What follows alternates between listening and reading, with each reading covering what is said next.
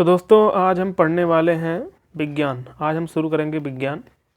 सामान्य विज्ञान हम पढ़ेंगे और उसमें सबसे पहले हम सभी जानते हैं विज्ञान में 3 चीज़ें पढ़नी होती हैं। कौन कौन सी?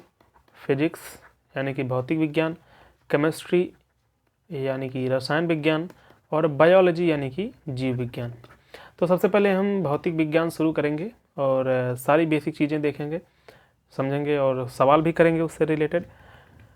जो आज हम पढ़ने वाले हैं उस चैप्टर का नाम है फिजिकल क्वांटिटीज एंड मेजरमेंट यानी कि भौतिक राशियां और मापन। भौतिक राशियां और मापन। सबसे पहले अगर हम बात करें भौतिक राशियां, फिजिकल क्वांटिटीज, इसको क्या कहते हैं? Physical quantities. भौतिक राशियां क्या होती हैं? किसी भी द्रव्यमान को, किसी भी स्थिति को या फिर किसी भी चीज़ को पूर्णतः बताने के लिए या फिर उसकी स्थिति को समझाने के लिए, बताने के लिए, उसकी परिस्थिति को बताने के लिए, जो उसकी मात्रात्मक स्थिति को बताने के लिए जिन टर्म्स का इस्तेमाल करते हैं, जिन पदों का हम इस्तेमाल करते हैं, उन्हीं को हम क्या कहते हैं? फिजिकल क्वांटिटीज़ कहते हैं, यानी कि भौतिक राशियाँ कहते हैं। फिजिकल क्वांटिटीज़ या फिर इन्हीं को क्या कहते हैं? भौतिक राशियाँ कहते हैं। अब भौतिक राशियों और मापन, उनके मापन को हम मेजरमेंट कहते हैं। तो फिजिकल क्वांटिटीज एंड मेजरमेंट हम यही पढ़ने वाले हैं, जो कि एक बहुत ही बेसिक सा चैप्टर है। फॉर एग्जांपल, जैसे हमारे पास कोई रॉड है और हमने स्केल से इसको जब मेजर किया तो ये 2 मीटर का मान लीजिए निकला। तो ये 2 इसकी क्या है? इसको जो इसकी मात्रा को, इसकी लंबाई को जो रिप्रेजेंट कर रहा है 2 मीटर, यानी कि यहाँ पर लंबाई क्या हो गई? एक भौतिक राशि हो गई। अब हम चलिए देखते हैं भौतिक राशियों को डिटेल में। सबसे पहले देख लेते हैं भौतिक राशियां कितने प्रकार की होती हैं। देखिए, जो क्वांटिटीज होती हैं यानी कि जो राशियां होती हैं,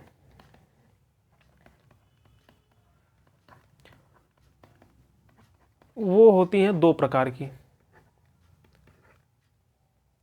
एक होती है अदिश राशि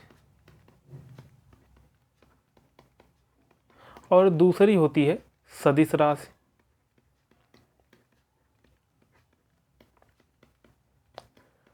जितना मैं लिख रहा हूँ उसको आप नोट्स भी बना सकते हैं, जो आपको अच्छा लगे, जो याद कर, जो लिख रहा हूँ मैं उनको आप लिख कर कापी पर उतार कर उससे आप नोट्स भी बना सकते हैं। तो राशियाँ जो होती हैं वो 2 प्रकार की होती हैं, अदिश राशि और सदिश राशि।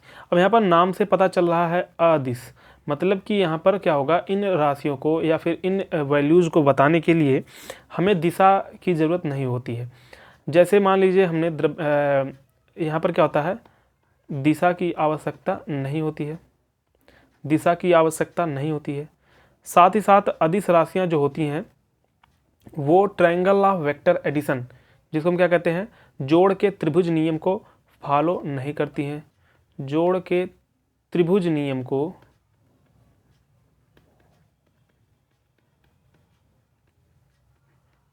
को भी फॉलो नहीं करती हैं, यानी कि उन पर अप्लाई नहीं होता, यानी कि उन पर लागू नहीं होता अदिश राशियाँ। अदिश राशियों के अगर उदाहरण की बात करें हम, अदिश राशियों के अगर उदाहरण की हम बात करें तो जैसे कि हो गया अपने पास द्रव्यमान। द्रव्यमान जैसे मान लीजिए किसी का द्रव्यमान 5 किलोग्राम है, तो अब हम यहाँ पर ये नहीं बताते ना 5 किलोग्राम पश्चिम, 5 किलोग्राम उत्तर। ये 5 किलोग्राम क्या है? द्रव्यमान है। यहाँ पर दिशा की कोई आवश्यकता नहीं है द्रव्यमान बताने के लिए, तो इसको हम क्या कहते हैं? अदिश राशियाँ। इसी तरह अपने पास हो गया कार्य। उन्होंने 4 जूल वर्क किया, 4 जूल वर्क किया, तो ये क्या हो गया? कार्य हो गया। एक चैप्टर है फिजिक्स में जिसको हम कहते हैं वर्क पावर एनर्जी।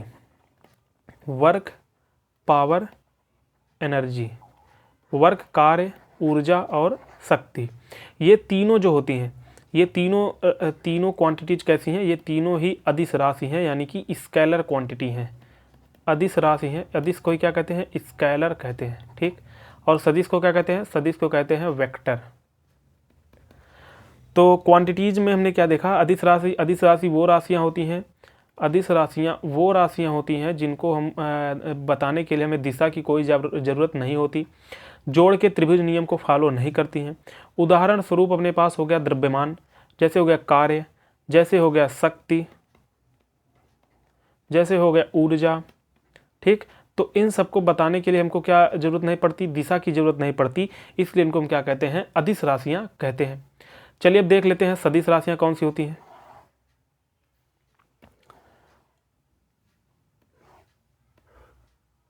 बात करते हैं सदिश राशियों की। सदिश मतलब क्या हो गया, जिसके पास दिशा हो। सदिश राशियों को क्या कहते हैं, वेक्टर कहते हैं।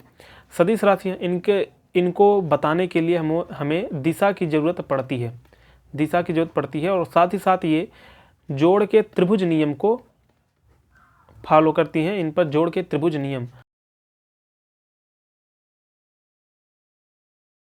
वेक्टर को हम क्या रिप्रेजेंट करते हैं, ऐसे रिप्रेजेंट करते हैं, तीर से। ये हो गया डायरेक्शन को बताता है, इसका जो एरो है ये डायरेक्शन को बताता है। तो ये बाद में सीखेंगे, हमें वेक्टर पढ़ना नहीं है ज़्यादा डिटेल में।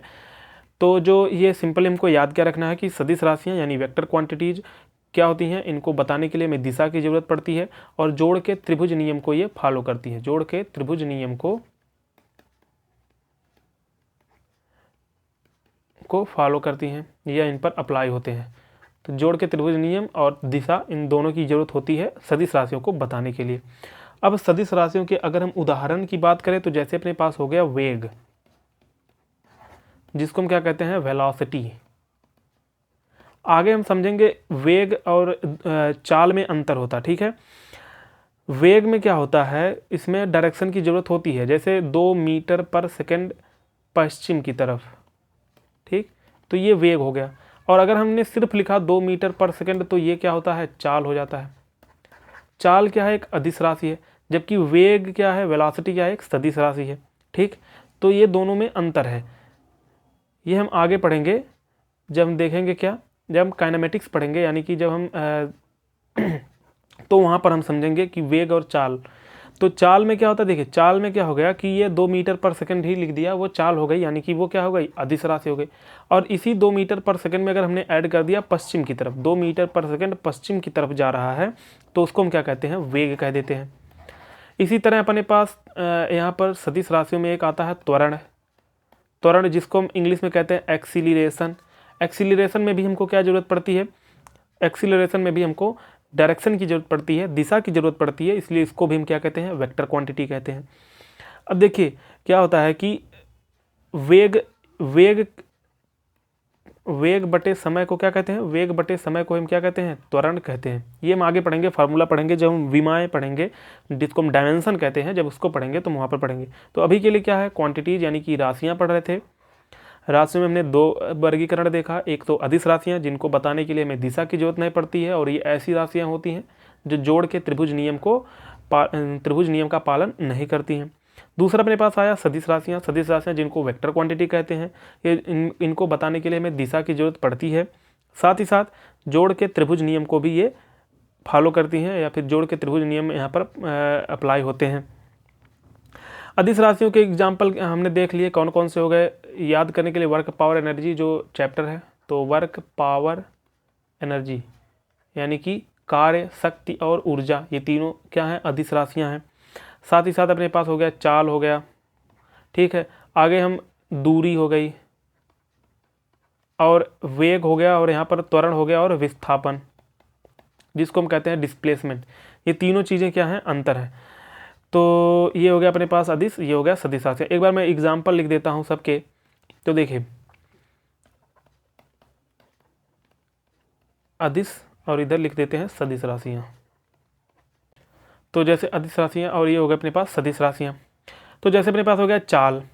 अब इसी चाल में अगर हम स्पीड, जिसको हम क्या कहते हैं, स्पीड कहते हैं, इसमें हमने दिशा लगा दी थी, इसको हम क्या कह देते हैं, वेग कह देते हैं, जिसको इंग्लिश में कहते हैं वेलोसिटी, ठीक। अगर इसमें दिशा नहीं है तो चाल हो गई, दिशा आ गई तो इसको क्या कह देते हैं, वेलोसिटी कह देते हैं। इसको हम कहते हैं यहाँ पर स्केलर, और सदिश को कह देते हैं वेक्टर। दूसरा देख लेते हैं। दूसरा अपने पास हो गया दूरी, जिसको हम कहते हैं डिस्टेंस। ये क्या है, अदिश है। इसी डिस्टेंस में अगर हमने डायरेक्शन लगा दी, इसी डिस्टेंस में इस जो कि अदिश राशि थी, इसमें हमने डायरेक्शन लगा दी, तो इसको हम कह देते हैं विस्थापन, यानी कि डिस्प्लेसमेंट कह देते हैं।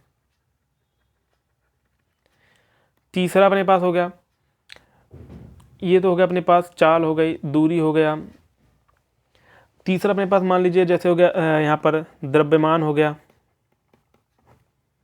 चौथा हो गया जैसे अपने पास वर्क यानी कि कार्य हो गया। पावर यानी कि शक्ति हो गई। एनर्जी यानी कि ऊर्जा। तो ये हो गया अपने पास, ये सारी क्या हैं, अदिश राशियां हैं। वॉल्यूम हो गया जिसको हम कहते हैं आयतन, आयतन भी हो गया, क्षेत्रफल हो गया, ये सब क्या है, अदिश राशियां। या क्षेत्रफल नहीं कहेंगे हम, आयतन कह देंगे, ठीक।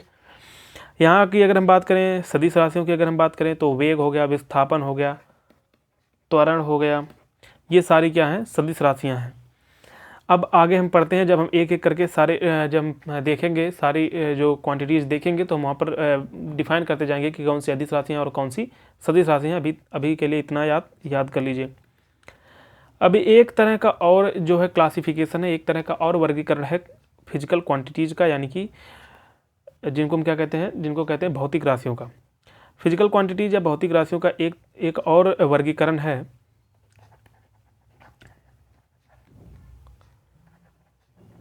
फिजिकल क्वांटिटीज़ या फिर भौतिक राशियों का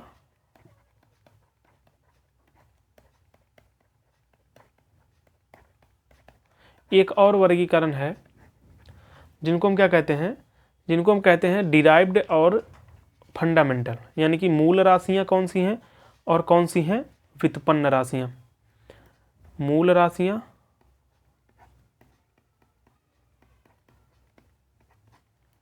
जिनको हम कहते हैं फंडामेंटल, ठीक, मूल राशियां या फिर फंडामेंटल क्वांटिटीज। और एक होती हैं व्युत्पन्न राशियां जिनको हम कहते हैं डिराइव्ड क्वांटिटीज। अब देखिए याद करना यहाँ पर क्या है कि जो फंडामेंटल क्वांटिटीज होती हैं वो कितनी होती हैं, 7 होती हैं, 7 ही होती हैं फंडामेंटल क्वांटिटीज़। बाकी जो इनसे बनकर निकलती हैं उनको कहते हैं डिराइव्ड क्वांटिटीज़, डिराइव्ड राशियाँ, या फिर जिनको कहते हैं व्युत्पन्न राशियाँ। इनके मात्रक को व्युत्पन्न मात्रक कहते हैं और मूल राशियों के मात्रक को हम क्या कहते हैं, मूल मात्रक कहते हैं। हम देखेंगे कि मूल राशियाँ कौन कौन सी हैं, बस उनको याद करना हमको, मतलब याद होनी चाहिए मूल राशियाँ। तो फंडामेंटल क्वांटिटीज़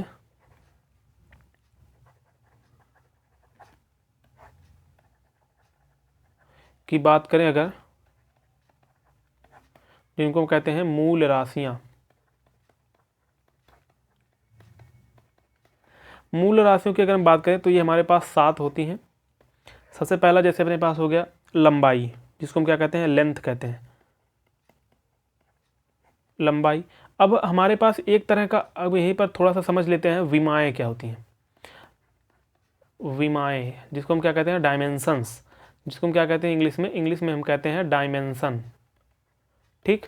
तो विमाएँ क्या होती हैं, जैसे मान लीजिए हमने बात करी लंबाई की, तो देखिए जैसे हमने बात करी किसकी, लंबाई की बात करी, तो अब इसको हम क्या कहते हैं, इसकी जो लंबाई का जो यूनिट होती है या फिर मात्रक होता है उसको हम क्या रिप्रेजेंट करते हैं, मीटर से रिप्रेजेंट करते हैं, ठीक।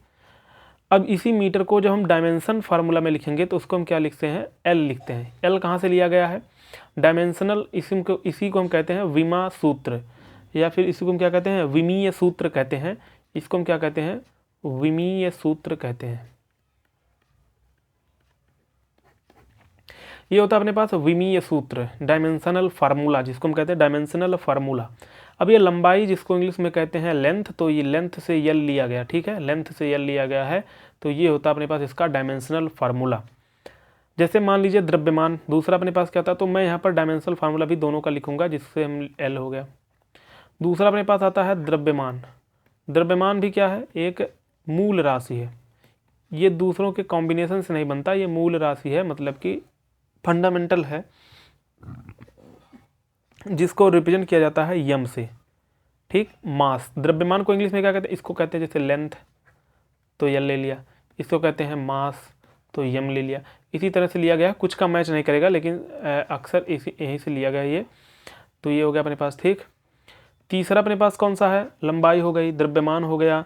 तीसरा अपने पास हो गया टेम्परेचर, यानी कि जिसको हम कहते हैं ताप।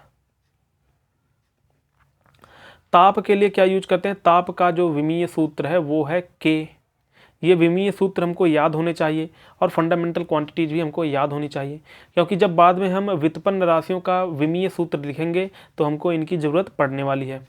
तो लंबाई के लिए यल, द्रव्यमान के लिए यम, ताप के लिए के। अब ये के मतलब क्या है, केल्विन से लिया गया है, जो कि ताप का मात्रक होता है, केल्विन से लिया गया है। ठीक, केल्विन से लिया गया है, जो इसकी यूनिट है यानी कि मात्रक है। चौथा देख लेते हैं। चौथा अपने पास आता है विद्युत धारा। विद्युत धारा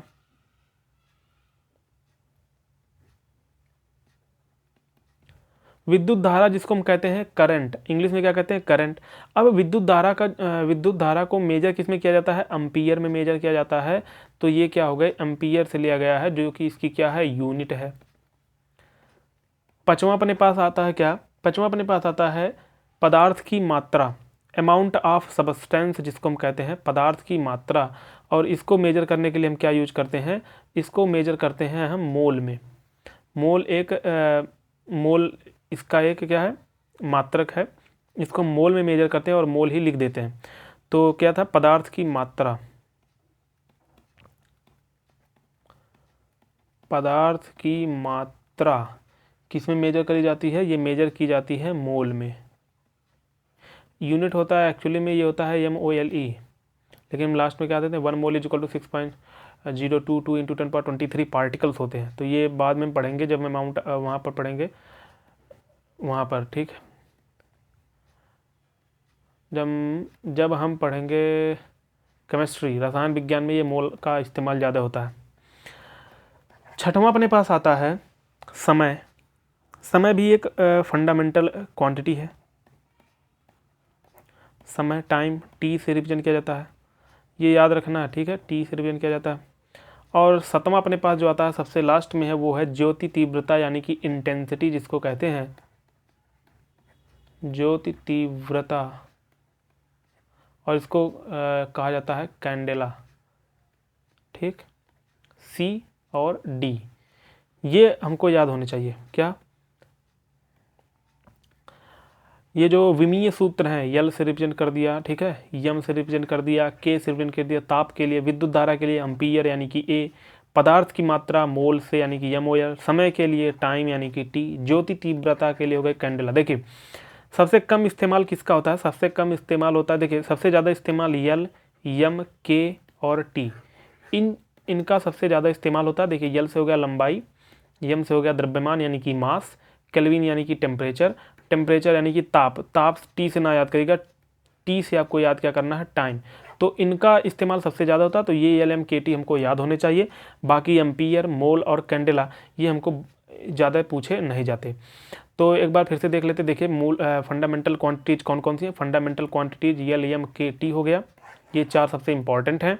बाकी अपने पास जो अमाउंट ऑफ सबस्टेंस यानी कि जो मोल है, और जो कैंडेला है यानी कि तीव्रता यानी कि इंटेंसिटी, और जो अपने पास एम्पीयर है यानी कि विद्युत धारा, इनकी जरूरत हमको पड़ती नहीं है। तो यल किसकी है, लंबाई के लिए है। मास किसके लिए है, विमीय सूत्र में यल किसके लिए यूज करते हैं, लंबाई के लिए। मास द्रव्यमान के लिए, केल्विन ताप के लिए, और टाइम जो है वो किसके लिए यूज करते हैं, समय के लिए। ये ताप के लिए, ये द्रव्यमान के लिए, और ये लंबाई के लिए।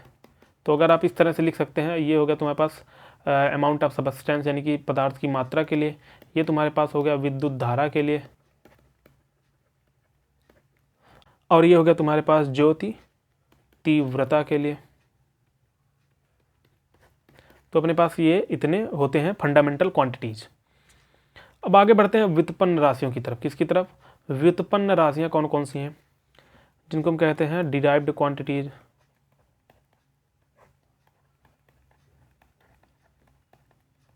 व्युत्पन्न राशियों को समझते हैं, जिनको हम क्या कहते हैं, जिनको हम कहते हैं डिराइव्ड क्वांटिटीज की बात करते हैं। तो यहाँ पर कोई नंबर नहीं है, मतलब 7, 8, 9, 10। ये डिराइव्ड क्वांटिटीज क्या होती हैं, ये जो होती हैं कई सारी हो सकती हैं, मतलब इनफाइनाइट हो सकती हैं। जितनी राशियाँ हैं उतने मात्रक हो सकते हैं। तो कई सारे राशियाँ, कई सारे मात्रक, हम इनको याद नहीं कर सकते, लेकिन कुछ को समझ सकते हैं। जैसे अपने पास हो गया क्षेत्रफल। क्षेत्रफल की बात करें तो जिसको हम कहते हैं एरिया, ठीक, इसको कैसे लिखते हैं, इसको लिखते हैं लंबाई गुणे चौड़ाई। अब देखिए लंबाई को किस में मेजर किया जाता है, मीटर में, यानी कि क्या है, लेंथ है। चौड़ाई को किस में मेजर किया जाता है, मीटर में, यानी कि क्या है, लेंथ है। अब हमको याद करना होगा क्या, विमीय सूत्र, यानी कि LMKT, ये याद है। लंबाई के लिए क्या यूज करते थे, यल, तो यहाँ पर हो गया यल, गुणे हो गया यल। तो इसका जो विमीय सूत्र आएगा, जो इसका विमीय सूत्र आएगा वो क्या आएगा, विमीय सूत्र जो होगा वो क्या हो जाएगा, वो यल गुणे यल, यानी कि यल स्क्वायर हो जाएगा। अब एक चीज़ और सीख लीजिए यहीं पर कि अगर कहीं पर आपके पास यल स्क्वायर गुणे यल है तो गुणा में क्या होती है, जो घात होती है वो क्या होती है, जुड़ जाती है। तो यल के पावर कितना हो जाएगा, 2, और इसका जहाँ कुछ नहीं लिखा होता वहाँ 1 मान लिया जाता है, 2 1 3 हो जाएगा। इसी तरह मान लीजिए यल के घाते 3 गुणे यल के घाते 4 हो जाता, तो यहाँ पर घात में क्या, गुणे में क्या होती है, घातें जुड़ती हैं, तो ये 4 3 7 हो जाता। तो ये गुणे के लिए है। अगला अपने पास भाग के लिए देख लेते हैं। भाग देना, मान लीजिए यल के घाते 4 बटे यल के घाते 3 है। अब घात में क्या होती है, भाग में क्या होती है, जो घातें होती हैं वो घट जाती हैं। तो यहाँ पर क्या होगा, यल के पावर 4 - 3, यानी कि यल के पावर 1 आ जाएगा। ठीक है, तो ये याद रखना है। गुणा में क्या होती हैं, घातें जुड़ती हैं, भाग में क्या होती हैं, घातें जो होती हैं वो घटती हैं। ठीक, तो ये हो गया इसका विमीय सूत्र, जिसको हम ऐसे मतलब ब्रैकेट में L² लिख के रिप्रेजेंट करते हैं। प्रॉपर तरीका ये है। अब दूसरा देख लेते हैं इसी तरह। दूसरा मान लीजिए जैसे अपने पास हो गया वॉल्यूम। वॉल्यूम यानी कि क्या हो गया, आयतन। अगर हम आयतन देख रहे हैं, आयतन क्या होता है, लंबाई गुणे चौड़ाई गुणे ऊंचाई। ठीक, लचऊ, तो लंबाई गुणे चौड़ाई गुणे ऊंचाई। तो आयतन, लंबाई किस में मेजर करते हैं, मीटर में मेजर करते हैं, चौड़ाई मीटर में, ऊंचाई मीटर में। मीटर गुणे मीटर बराबर क्या हो जाएगा, मीटर क्यूब। तो आयतन का जो मात्रक होगा वो क्या होगा, मीटर क्यूब, यानी कि जो वॉल्यूम का जो यूनिट होगी, जो मात्रक होगा वो क्या होगा, मीटर क्यूब होगा। अब हम बात करें इसके विमीय सूत्र की, तो 1 मीटर के लिए हम यल रिप्रेजेंट करते हैं, लेंथ। तो यल का क्या हो जाएगा, यल का क्यूब हो जाएगा। ये हो गया इसका विमीय सूत्र। विमीय सूत्र की अगर हम बात करें तो आयतन का विमीय सूत्र क्या होगा, जो इसका विमीय सूत्र होगा वो क्या हो जाएगा, यल का क्यूब हो जाएगा। अगर मैं सूत्र गलत लिख रहा हूँ तो उसका सीरियस ना लीजिएगा आप, थोड़ी हिंदी कमज़ोर है मेरी। तो आयतन का विमीय सूत्र क्या हो जाएगा, यल क्यूब हो जाएगा। इसी तरह अगर हम आगे बात करें, 2-3 और क्वांटिटीज देख लेते हैं, उनका विमीय सूत्र निकालना सीख लेते हैं, उसके बाद हम फिर पढ़ेंगे आगे, क्योंकि हमको इस चैप्टर में यही सब करना है। विमीय सूत्र निकालना है, कितना, जैसे 1 फुट में कितना इंच होता है, 1 इंच में कितना मीटर होता है, कितना सेंटीमीटर, यही सारी चीज़ें हमको यहाँ पर पढ़नी है। तो अगला जैसे देख रहे थे, अगला हम देख लेते हैं, जैसे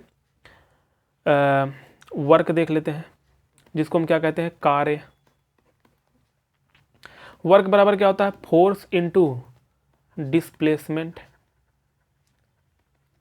फोर्स यानी कि हो गया बल गुणे विस्थापन। अगर आपने थोड़ा सा भी कभी फिजिक्स पढ़ा होगा तो हम न्यूटन के 3 नियम जानते ही हैं। बल का मात्रक हम क्या जानते हैं, न्यूटन होता है। ये सारी चीज़ें हमको याद होनी चाहिए। तो जैसे बल को किस में मेजर किया जाता है, इसकी जो यूनिट होती है न्यूटन होती है, और डिस्प्लेसमेंट की जो यूनिट होती है वो मीटर होती है, डायरेक्शन के साथ। ठीक, तो अब हमने अगर पढ़ा होगा तो क्या होगा, देखिए फोर्स जो होता है, अगर हम वेक्टर के हिसाब से करें तो एफ डॉट ए से एक होता है डॉट प्रोडक्ट, एक होता है क्रॉस प्रोडक्ट। ये सारी चीज़ें हमको यहाँ पर सीखनी नहीं है, सिंपली हमको ये याद है न्यूटन मीटर। ठीक है, वर्क जिसको हम किस में मेजर करते हैं, वर्क को भी मेजर करते हैं जूल में। जूल बराबर क्या हो गया, तब न्यूटन मीटर हो गया। ठीक, अब हमने न्यूटन का दूसरा नियम पढ़ा होगा, फोर्स। फोर्स बराबर क्या होता है, मास इंटू एक्सीलरेशन होता है, यानी कि द्रव्यमान गुणे त्वरण होता है। द्रव्यमान गुणे त्वरण होता है। ये किसका है, बल बराबर द्रव्यमान गुणे त्वरण होता है। ये हमने सीखा होगा। द्रव्यमान के लिए हमने क्या देखा था, देखिए यल, फिर से यल एम के टी हम जानते ही हैं।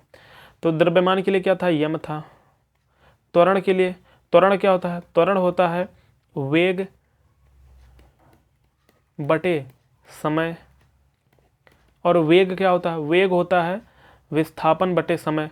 तो यहाँ पर हमारे पास अल्टीमेट क्या आ जाएगा, विस्थापन बटे समय का स्क्वायर। ठीक, तो अब विस्थापन के लिए क्या यूज करेंगे, विस्थापन के लिए हम यूज करेंगे यल बटे समय का स्क्वायर यानी कि टी का स्क्वायर हो जाएगा। ये तो हो गया अपने पास क्या, अभी बल हमने लिखा, यानी यहाँ से अगर हम देखें कलर में बदल देता हूँ नहीं तो आप कंफ्यूज हो जाएंगे। तो यहाँ से हमने बल देखा, बल के लिए क्या था, फोर्स मास इनटू एक्सीलरेशन। ये कहाँ से आया, द्रव्यमान गुणित त्वरण। ये कहाँ से आया, न्यूटन के दूसरे नियम से आया है, जो हम बाद में पढ़ेंगे। तो फोर्स और फोर्स की जो हमने विमाएँ निकाली वो क्या आई, इतनी आई, मास गुणे लेंथ बटे टाइम का स्क्वायर। अब ये डिस्प्लेसमेंट था, डिस्प्लेसमेंट यानी कि क्या हो गया, मीटर यानी कि क्या हो गया, यल हो गया। ठीक है, यहाँ पर यल लिख देंगे। अब ये टोटल किसका हो गया, फोर्स का हो गया इतना, ठीक, और डिस्प्लेसमेंट का हो गया इतना। अब हम इसको कलेक्टिव लिख देते हैं और मैं इसको मिटा देता हूँ।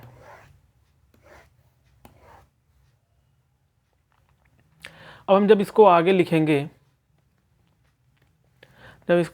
लिखेंगे तो मास गुणे यल गुणे यल, यल गुणे यल कितना हो जाएगा, देखिए यल गुणे यल क्या हो जाएगा, जो घातें जुड़ती हैं तो यम हो गया यहाँ पर, यल गुणे यल हो गया यल का स्क्वायर, और ये बटे क्या हो गया, टी स्क्वायर, ये हो गया। और आगे चलते हैं, अभी ये सॉल्व नहीं हुआ पूर्णतः। जब हम ये जानते हैं कि मान लीजिए अगर 1/t लिखा है, 1/t स्क्वायर, तो इसको क्या लिखता है, इसको मैथ में क्या लिखा जाता है, इसको लिखा जाता है t के पावर -2 लिखा जाता है। ठीक, t के पावर -2, अगर यहाँ पर प्लस में है तो यहाँ पर माइनस हो जाएगा। अगर यहाँ पर पावर जो है नेगेटिव में होती तो ऊपर पावर किस में चली जाती, पॉजिटिव में चली जाती। ठीक, यानी कि अगर हम 1/ कुछ लिखेंगे तो पावर का साइन जो होगा, घात का जो साइन होगा वो क्या हो जाएगा, चेंज हो जाएगा। तो चलिए आगे, तो यहाँ पर क्या हो जाएगा आपके पास, यहाँ पर क्या हो जाएगा,